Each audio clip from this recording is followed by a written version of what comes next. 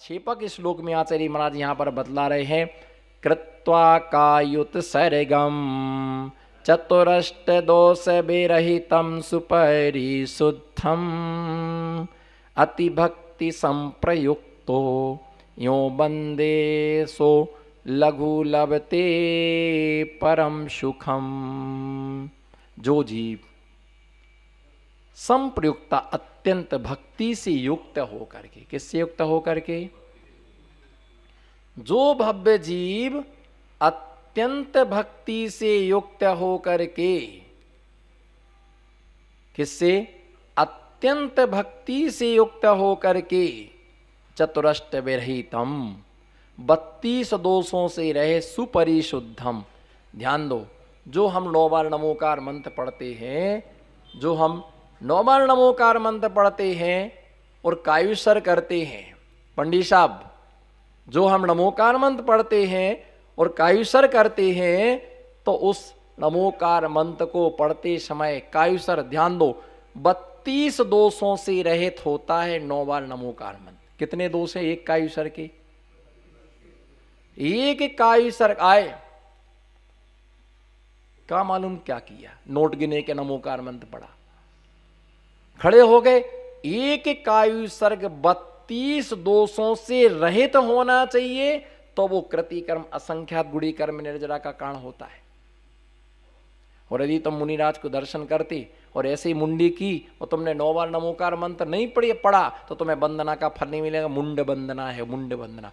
इसलिए आचार्यों का, उपाध्याय मुनियों का दर्शन करते समय हमें एक कृति कर्म करना, कायुसर्ग करना ही चाहिए, कायुसर करना ही चाहिए। बिना कायुसर के वंदना नहीं होती। अगर वंदना की है तो उसका फल नहीं मिलेगा। बोलो, किया कभी नमोस्तु करने के बाद वंदना? बोलो बोलो, हाँ ना कुछ तो बोलो, घूर घूर के क्यों देख रहे हो? कोई तुमसे उधारी थोड़ी मांग रहे हम। बोलो, कभी कायुसर किया? नमोस्तु ही अच्छे से नहीं करते हैं। आगम की बात बताओ, फिर लोगों को बुरा लगता कि महाराज जी कठोर हैं, महाराज जी कड़क हैं। मैं बिल्कुल कड़क नहीं हूं। मेरे सामने जिन आगम रखा, जिनकी थिंकिंग है वो गलत थिंकिंग है। मैं बिल्कुल कठिन नहीं हूं, मेरी चर्या कठिन है।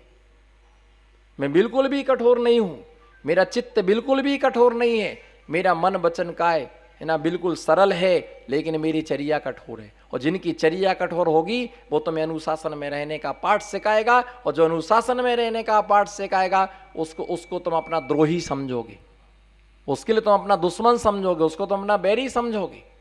हाँ, पूछ लो, नमोस्तु ही ढंग से नहीं हो पाती, नमोस्तु कैसे की जाती? बताओ बताओ। यही तो समस्या है, यही तो समस्या है। अरे भैया, गवासन से बैठो, दोनों हाथ को जोड़ करके 3 बार हाथ झुका करके फिर मुख से मुखरित होना, स्वामी जी नमोस्तु। और जब तक नमोस्तु बोलोगे, आते हैं, खड़े मिले, नमोस्तु बात, जैसे कौन कहो नमोस्तु, हमने ऐसा कर दिया, हाँ बढ़िया आशीर्वाद मिल गया, वाह। इसलिए आप ये देखो, क्यों नहीं आशीर्वाद का फायदा मिलता है। तुमने सभी ने नमोस्तु निवेदन नहीं किया, हमने सबने तुमको आशीर्वाद नहीं दिया। बैठ के बाकायदा नमोस्तु करो, कृति कर्म करो, कायुसर्ग करो। आप देखो, सीताम्बर मतावलंबी कोई भी आता, वो कहता महाराज जी मांग लिख दो। बताओ, तुमने इतने दिन आपको नमोस्तु कर रहे, आप मुझे, कभी तुम्हारे मुख से नहीं निकला कि महाराज जी मुझे आशीर्वाद दो। क्या करना आशीर्वाद को? देखो, हट्टे कट्टा शरीर है, कूलर है, एसी है, बीबी है, बच्चे हैं, घर है ना, खरबूजा है, पपीता है, अंगूर है, खाने मस्त है। क्या करना आशीर्वाद को? महाराज जी हमसे आशीर्वाद लें, जो महाराज जी कोरोना में फंसे हैं, हमसे आशीर्वाद लें महाराज जी। बताओ, तुमने कभी कहा कि महाराज जी आशीर्वाद दीजिए? वो हर आदमी, आप मालूम आपको, आज सवेरे आए थे, पूछो, ये जीप बैठा हुआ था सवेरे, 2 महिला आई, उन्होंने नमोस्तु किया, महाराज जी मांग लिख देंगे क्या? मैंने उनको मांग लिख सुनाया। पूछो, रोज आते, मांग लिख दीजिए, आशीर्वाद ले, मांगना हक है। तो भैया ऐसा होता कि 32 दोषों से रहित 9 बार नमोकार मंत्र कायुसर्ग अच्छे भाव से सहित होके कायुसर पूर्वक वंदना।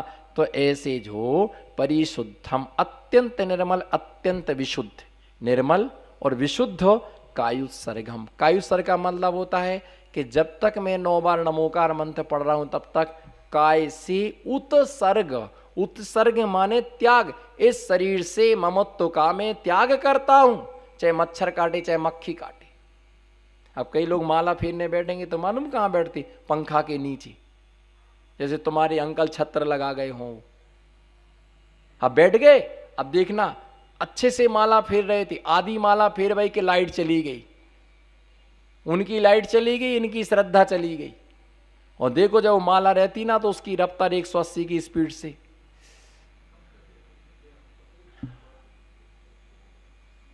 आधी माला में पूरी माला हो, जितने भी विशुद्ध परिणाम से फेरी थी उतनी आधी माला संकलेश परिणामों से फेरी हो। किसको देखते हैं?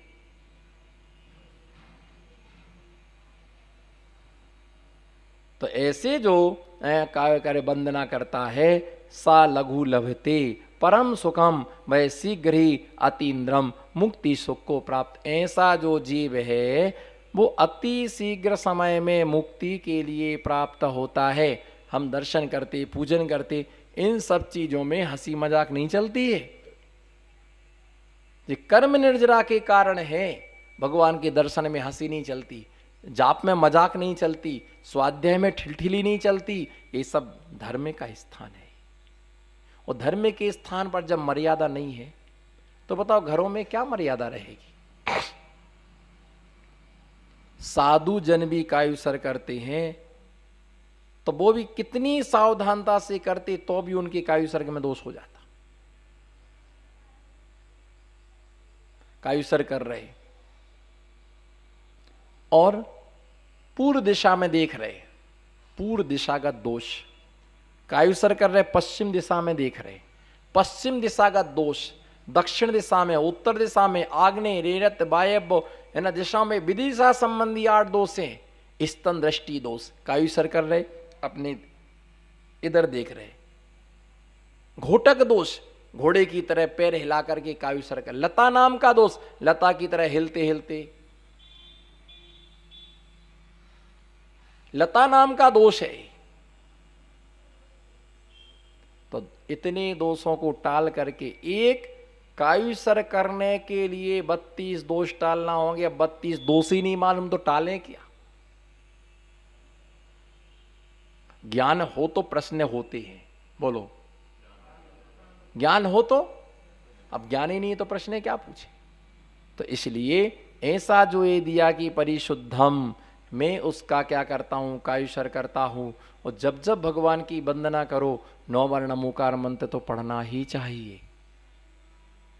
भाव से दर्शन करो, कर्म निर्जरा के लिए दर्शन करो। जितना भी धर्म करो अपने आप के लिए धर्म करो। ए बहुमहत्वशाली जिंदगी, पुण्यशाली जीवन, है ना, अति उत्तम पर्याय, उत्तम कुल, उत्तम गोत्र, उत्तम आयु, उत्तम शरीर, उत्तम संपदा, उत्तम वैभव, इन सब के साथ उत्तम भाव और बना लो बस। गड़बड़ी कहाँ होती है? भोजन में टेस्ट क्यों नहीं आता? नहीं है बनाने वाले को इंटरेस्ट, तो भोजन में नहीं आता है ट्रेस्ट। और जब बनाने वाले को होता है, बोल दो ना, क्यों चुप बैठे हो? जब बनाने वाले को होता है इंटरेस्ट तो हर एक चीज में आता है टेस्ट। तो कहते यार तो मजा आ गया। रोटी फूले ना फूले पर इनका चेहरा फूला रहना चाहिए तो रोटी अपने आप फूल जाएगी। और चेहरे ही पुचका हुआ तो रोटी तो जलना ही जलना है। मूड खराब होने पर इनके सामने बोलना गुनाह है और मूड ठीक होने पर ना बोलना गुनाह है। कुछ तो बोलो हाँ ना। जब खुश होती तो बोलने की जरूरत नहीं है, क्या खाओगे पूछती नहीं है। छोला बटोला आम की लौंजी, तुम तो गुटकते जाओ, मैं आइटम गिना रहा हूं।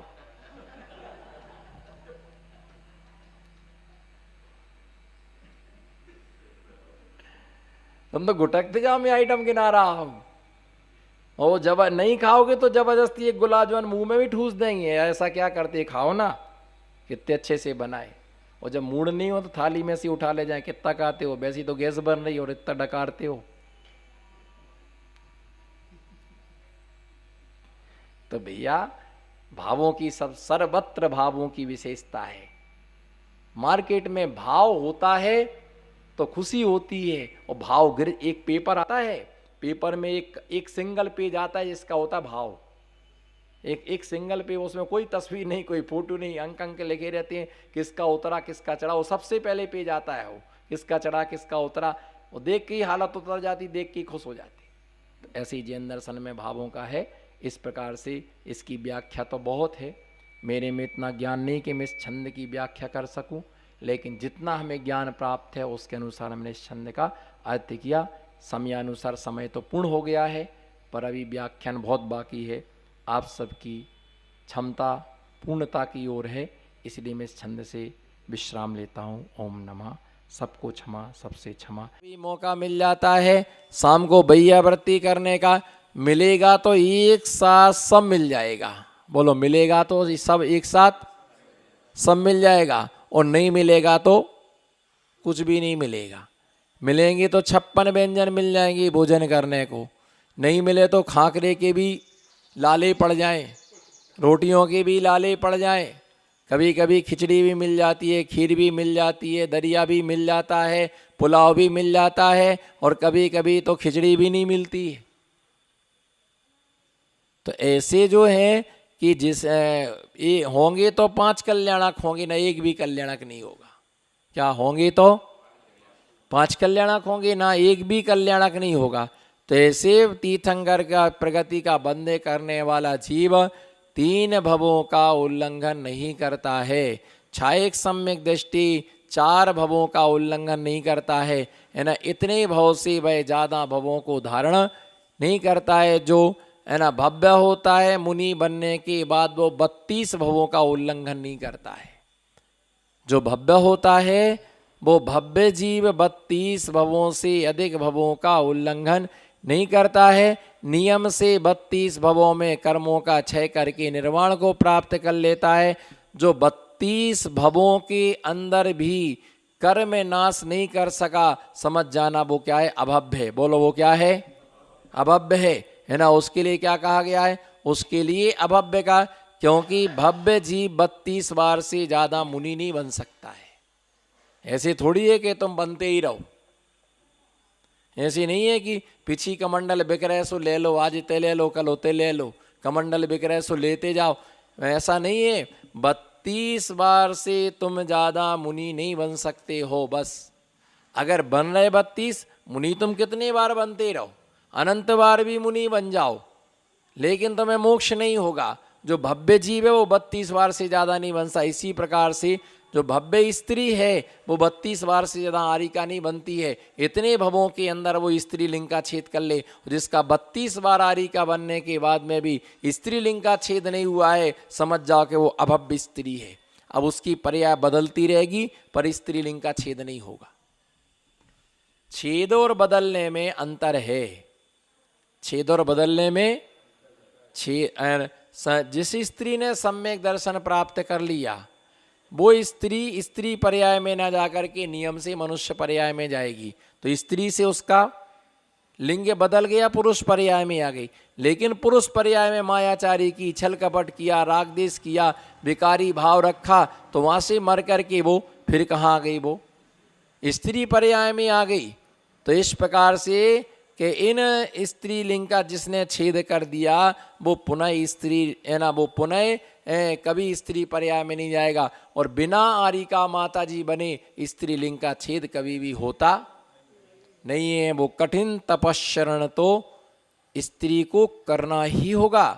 जब तक वो महाव्रत रूप आचरण नहीं करेगी तब तक स्त्री लिंग से पीछा छूटने वाला नहीं है। और स्त्री पर्याय सबसे निंदनीय पर्याय है, सबसे निंदनीय पर्याय है। सम्यक दृष्टि स्त्रियां स्त्री पर्याय में खुश नहीं रहती है।